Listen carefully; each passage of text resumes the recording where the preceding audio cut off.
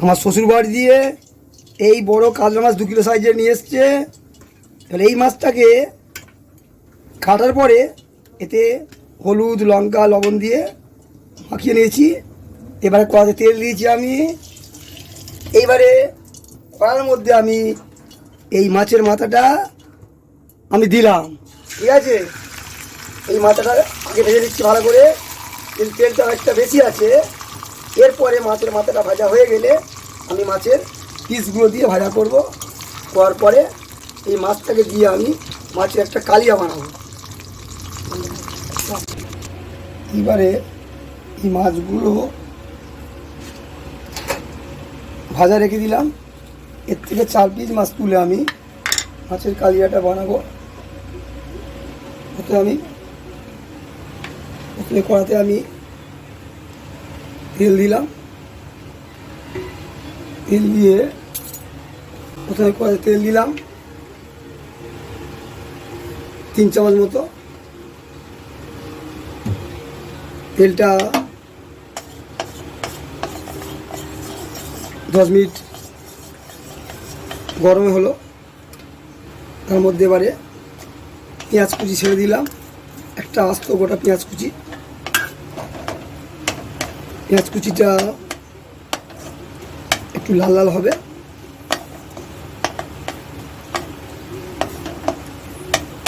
তারপরে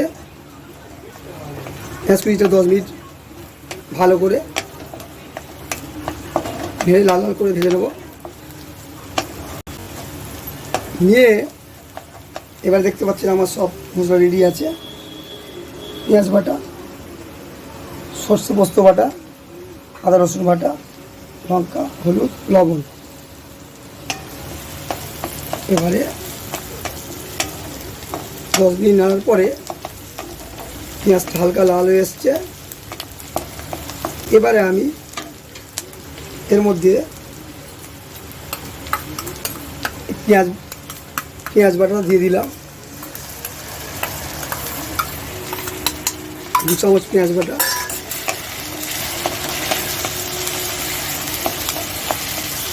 দু চামচ পেঁয়াজ বাটা দিয়ে ভালো করে নাড়তে হবে। ভালো করে নাড়ার পরে এইবারে দিতে হবে 1 চামচ লবণ, স্বাদ মতো লবণ দিতে হবে।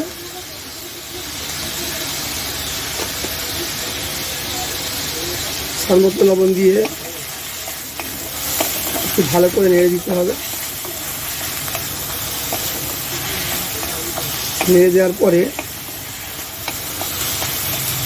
এবারে আমি দিলাম 2 চামচ আদা রসুন বাটা।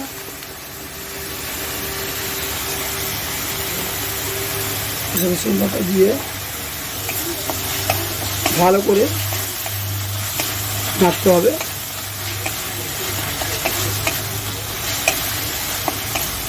ভালো করে নাড়লাম। নেড়ে এর মধ্যে দিতে হবে কি একটু হলুদ দিতে হবে। 1/2 চামচ হলুদ দিলাম। হলুদ গুঁড়ো দিয়ে ভালো করে কষতে হবে। 5 মিনিট কষে নিলাম।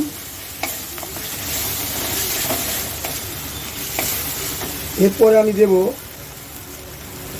দেখতে পাচ্ছেন, সর্ষে পোস্ত বাটা 2 চামচ।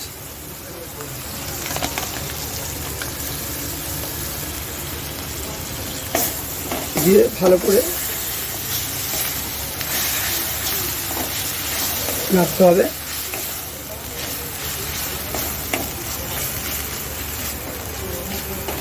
ভালো করে নেড়ে এমনভাবে। এইবারে এর মধ্যে আমি দেব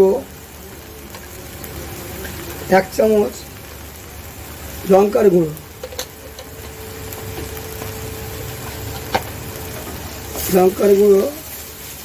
দিয়ে ভালো করে কষতে হবে যাতে তেলটা বেরিয়ে আসে এর মধ্যে দিয়ে।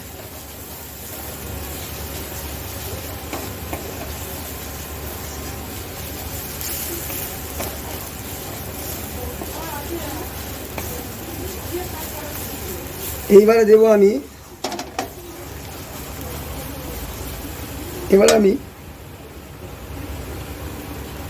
হালকা জল দিয়ে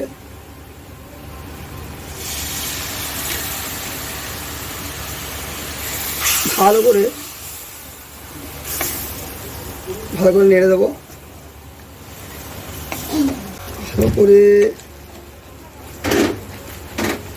ভালো করে নাড়তে হবে। এবারে গ্রেভিটাকে বানাতে হবে। বানানোর পরে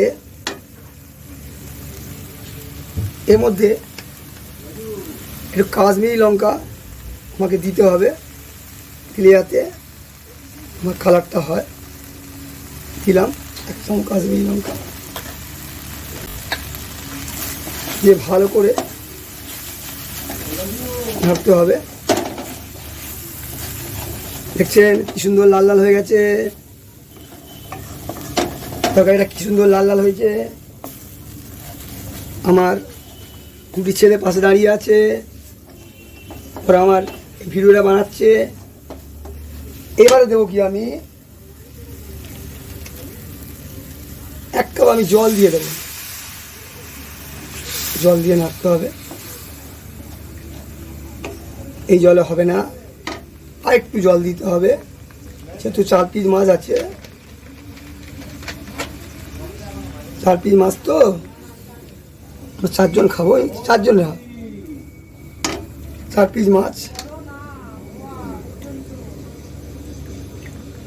একটু জল বেশি দিলাম কেন, একটু মাছটা দিয়ে ফোটালে মাছের ভিতর তাহলে ঝালুনটা ঢুকে যাবে, স্বাদটা ভালো হবে। এখন এটা আমি 10 মিনিট ফুটিয়ে নেব। এবারে আমার মাছের কালিয়াটা হয়ে এসছে। এতে আমি এবারে মাছটা ফেলে দেবো। আগে একটু জল থাকা, যেহেতু মাছটা একটু ফুটলে তবে মাছের ভিতরে ঝালুন ঢুকবে, সেহেতু 4 পিস মাছ ফেলে দিলাম। এবারে আমার এই মাছটা ভালো করে ফোটাতে হবে। তারপরে 5 মিনিট ফোটানোর পরে এটাকে আমি নামিয়ে নেব। এইবারে আমার মাছের কালিয়া হয়ে গেল। এবার আমি ঢেলে দিচ্ছি। এবারে এটা নিয়ে খেতে পরিবেশন। গরম গরম মাছের কালিয়া।